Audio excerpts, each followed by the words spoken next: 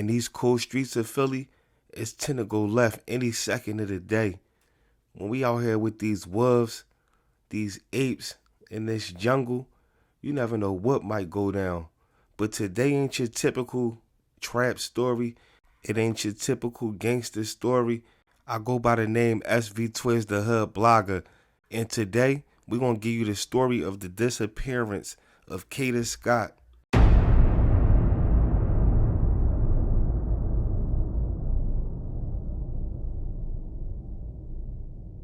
She had gone to work, and that was the last place she was seen, around 9:45 on the 4th. We've been investigating that since that time, really trying to do everything we can to figure out where she might have went. Like, her car was found at the location.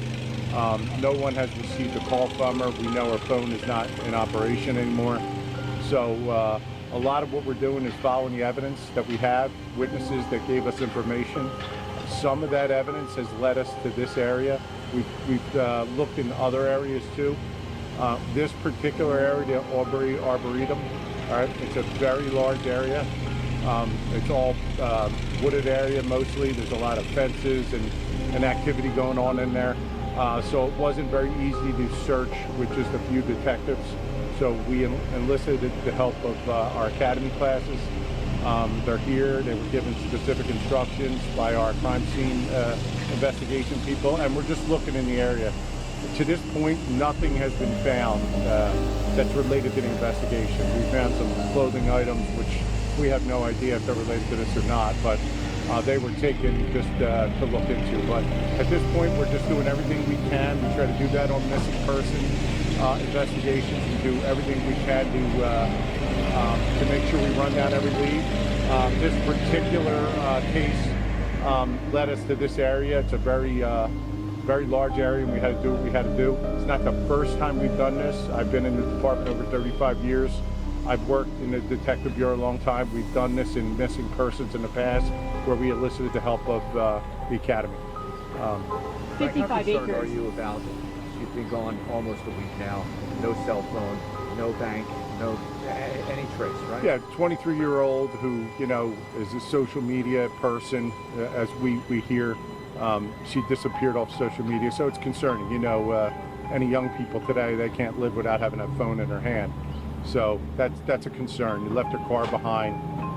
It's certainly something that's not usual of somebody who's missing voluntarily. A young woman from Philly going without a trace, no phone calls, no goodbye, no reason. Her name is Kada Scott, and this story don't sit right with me. Kada was 23 with a bright future, working hard overnight at a senior facility in Chestnut Hill. Her family said she was being harassed, and days later, she vanished. She left her home around 9:45 p.m. Her car still parked outside her job, no calls, no messages, no activity on her phone, like she just disappeared into the night. The cops searched around Aubrey Arboretum with the K9 unit, and it's crazy because that exact area where they was searching at happened to be my neighborhood middle school, Ada Lewis, where, you know, at that little section right there, them cribs look nice, but you go, you know what I'm saying, 5 blocks any distance, you know, and it's a whole different scenery. So I don't know what led them to even looking in that area, but it was obviously some type of information that they had received, to where as though they even took the time to even check in that area. And during the press conference, you know, of course they're not going to really release no information, but it was something that led them there. Scott today. The 23-year-old went missing over the weekend while working an overnight shift. Police turned to the public for information surrounding her disappearance yesterday, as family members are increasingly concerned about her well-being.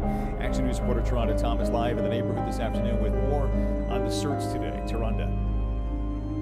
O'Brien, you can't go too far here in Mount Airy without seeing a picture of Kada Scott. Her face is on posters and flyers that are posted up across this area. The 23-year-old was last seen at about 10 o'clock on Saturday night. Police have used canines, helicopters to search for her, and today her family began their own search.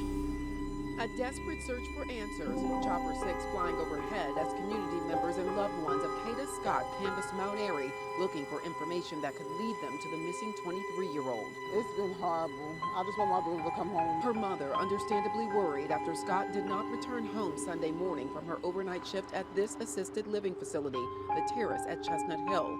Police say shortly after arriving at work Saturday night, she left and has not been heard from since. The facility where Scott works does not have surveillance cameras. Her car was found still parked at work with no activity on her phone or social media accounts. She never came home. I was calling, it went straight to voicemail. A cause for even more concern. Scott had reported being harassed just a few days before disappearing.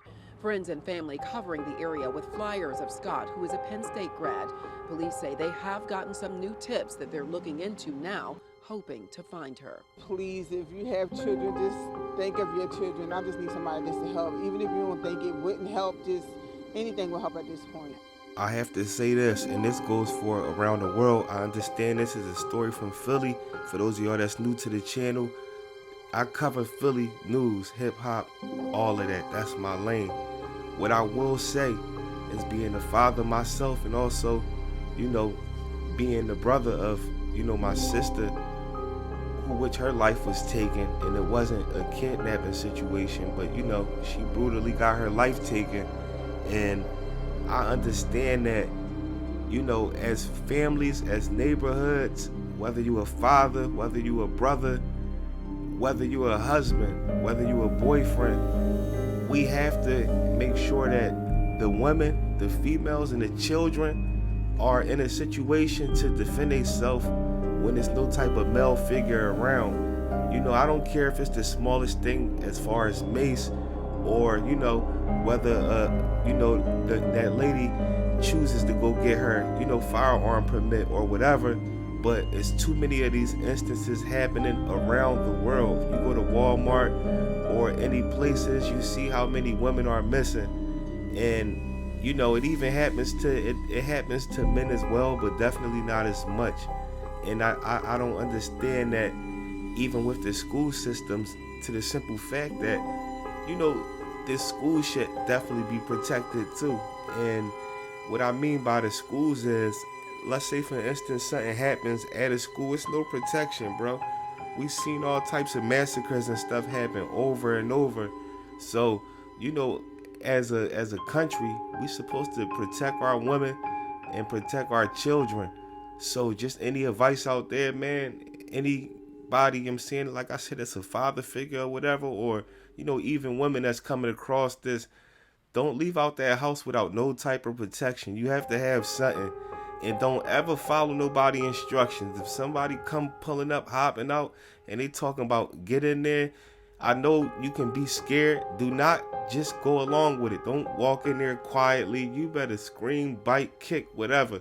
Because please believe, when you get inside that vehicle, now that person really has the upper hand on you. That's your last chance to defend yourself. Never just let nobody come up and grab you and walk you into something. And I don't care if they got a weapon to you and they just telling you to be quiet. You fight. You better fight. That's you fighting for your life right then and there. But this SV Twiz the Hood blogger, it's a very unfortunate story. Drop a comment and share this video, man, and let me know what y'all think about this.